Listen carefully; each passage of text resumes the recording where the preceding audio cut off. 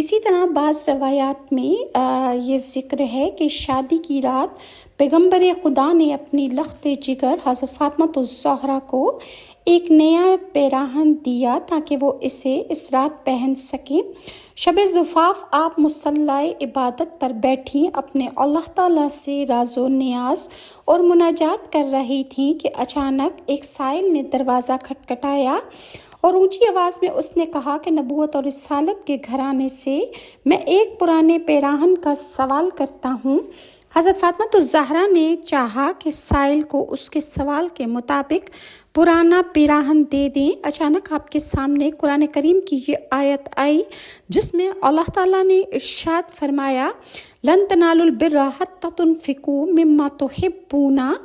ہرگز تم سے نیکی کی منزل تک تم نہیں پہنچ سکتے جب تک کہ تم اپنی محبوب چیزوں میں